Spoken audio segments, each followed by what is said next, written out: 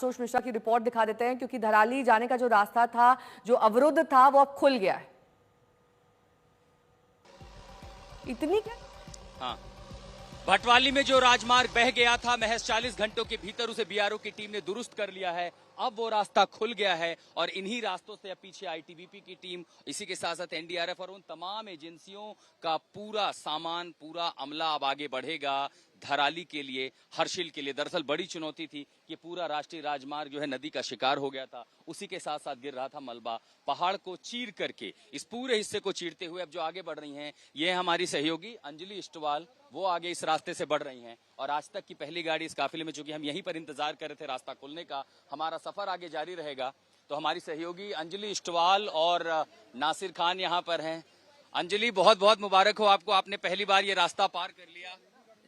सच्ची बात है। We have managed to cross it and we have become the first team. हम पहली टीम है आज तक की और इंडिया टुडे की जिसने ये रास्ता क्रॉस कर। सबसे पहले यहाँ पहुंचा था जब रास्ता बंद था। चलिए रास्ता खोलते हैं, पीछे पूरा काफिला शुरू हो गया है। आगे जो सप्लाई लाइन है, उधर से गैस जो सिलेंडर है वो आ रहा है। उसके पीछे जो है आगे कुछ मीडिया की गाड़ियां हैं और इसी के साथ साथ जो राहत बचाव कार्य का सामान है जो पीछे इंतजार कर रहा है, अब वो आना शुरू हो गया है। आज तक सबसे पहले उस जगह पहुंचा जहां रास्ता बंद था, आज तक उस जगह भी आगे पहुंचेगा जब रास्ते खुल रहे हैं। सबसे पहले पहुंचेंगे हम धराली, हर्षिल। आपदा की वो तस्वीरें आपको दिखाएंगे जिसने सबको डराया, ऐसी तस्वीरें। और इसी के बाद सवाल उठे कि आखिर वहां कितने लोग थे, क्या वजह थी जिसकी वजह से उत्तराखंड में इस बार फिर ऐसी आपदा देखने को मिली। भटवाली में दीपक बिष्ट के साथ मैं आशुतोष मिश्रा, आज तक। तो ये रिपोर्ट आपने देखी कैसे अब धराली जाने वाला रास्ता खुल गया है। आज तक की टीम मौके पर पहुंच रही है। आशुतोष मेरे सहयोगी जुड़ गए हैं। आशुतोष, जाहिर तौर पर उम्मीद की किरण अब इसलिए भी दिखाई दे रही है क्योंकि जल्द से जल्द राहत अब वहां पर पहुंच सकेगी, सिर्फ हेलीकॉप्टर के जरिए नहीं, सड़क माध्यम से भी। यानी कि धीरे धीरे अब वहां पर जो रेस्क्यू ऑपरेशंस हैं उसमें भी तेजी आएगी।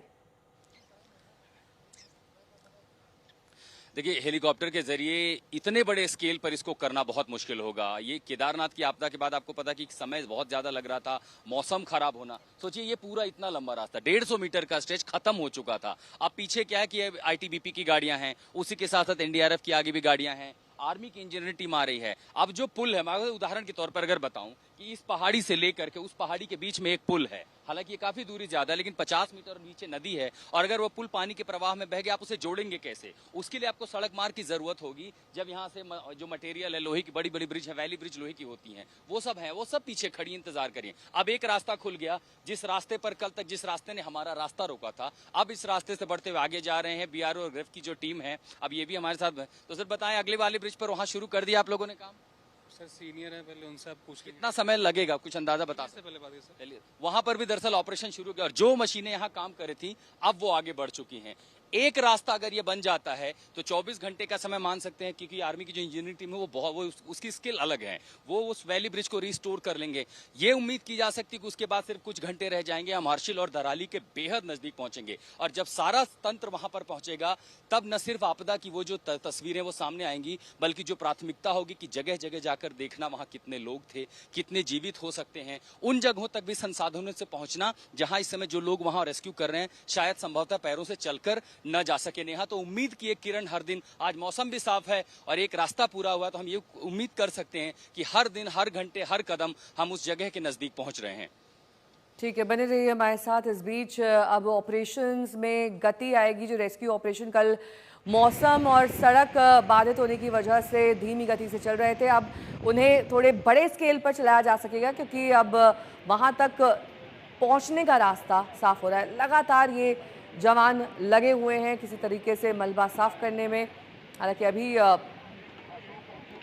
ह्यूमन एफर्ट ही दिखाई दे रहा है, मशीन्स वहां तक नहीं पहुंच पाई हैं। आशुतोष मेरे सहयोगी जुड़ गए हैं। आशुतोष, अब तो मशीनरी भी पहुंच पाएगी जिससे मलबा साफ करने में आसानी मिलेगी, क्योंकि अब तक हम जो तस्वीरें देख रहे हैं उसमें जवान मैन्युअली काम कर रहे हैं। अब आप देखिए हेलीकॉप्टर में 4-5 लोगों की जगह होती है। आप ज्यादा से ज्यादा जो छोटे छोटे फावड़े होते हैं वो ले जा सकते हैं, रेडियो सेट ले जा सकते हैं। कुछ इंजीनियर्स की टीम वहां गई है जो कम्युनिकेशन स्टोर करके, देखिए चॉपर इस समय जा रहे हैं यहाँ से उत्तरकाशी, और इसी के साथ साथ जो यहाँ पर इलाका है 2-4 जो हेलीपैड है वहां से एक एक करके। वैली जब तक साफ है, जब तक कुदरत मेहरबान है, तब तक ये ऑपरेशन तो हो सकते हैं। लेकिन जो सड़क मार्ग है, मसलन जैसे ही कैमरा आप सोचिए हवाई मार्ग से नीचे की ओर आएगा, आप देखेंगे वहां पर कल हम जिस जगह पर थे भटवाली में, दूसरा जो पॉइंट है वहां पर जो भी मेहनत की उन्होंने, सड़क खोदी, थोड़ा सा रास्ता बनाया, रात को वो फिर धंस गई। दरअसल नीचे जो नदी का प्रवाह है, देखिए अब यहां से समझ में आएगा नदी का प्रवाह, देखिए अपने साथ कैसे रास्ता काट रहा है। नदी में जो सीमित रास्ते थे वो प्रवाह तेज है, वो किनारे पर टकरा रहा है। जैसे किनारे पर टकरा रहा है वो वहां की मिट्टी काट रहा है। दीपक जरा कैमरा उस तरफ ले जाइए, वहां पता चलेगा। और जब पानी को वो काट रहा है तो नीचे की मिट्टी धसक रही है, मिट्टी धसक रही है, तो कल जो रास्ता बनाया था वो फिर नीचे धसक गया। तो चुनौती यही है कि अब कैसे उसमें बड़े बोल्डर फिट किए जाएं, किसी तरह उस धसान को रोका जाए। और अगर आज दोपहर तक वहां कामयाबी मिल जाती है तो आप समझिए कि गंगवानी के उस पुल तक हम पहुंच पाएंगे। पीछे जो सामान आ रहा है, अमला आ रहा है, तंत्र आ रहा है, वो भी पहुंच जाएगा। एक बार वो ब्रिज रीस्टोर हो गया, सबसे बड़ी मदद पहुंचनी आसान हो जाएगी। क्योंकि अगर ये मान के भी चले कि लिच्छी यानी हर्षिल और धराली से 3-4 किलोमीटर दूर पहले भी अगर रुक जाते हैं तमाम संसाधन, तो पैदल ही उन्हें ले जाना बहुत आसान हो जाएगा। इस तरह के मिशन, इस तरह की तस्वीरें, इस तरह की स्थितियां, परिस्थितियां हमने पहले देखी हैं। तो ये अंदाजा लगाया जा सकता है कि आप कम से कम कितने नजदीक एक बेस कैंप बना लें, एक ऑपरेशन कैंप बना लें। उसी के बाद वहां पर रिवैक भी हो सकता है, सर्च भी हो सकता है, रेस्क्यू भी हो सकता है, और उसके बाद धीरे धीरे रिलीफ ऑपरेशन, ये जो फेजेस होते हैं ऑपरेशंस के, इनको पूरा किया जा सकेगा। नेहा, ठीक है।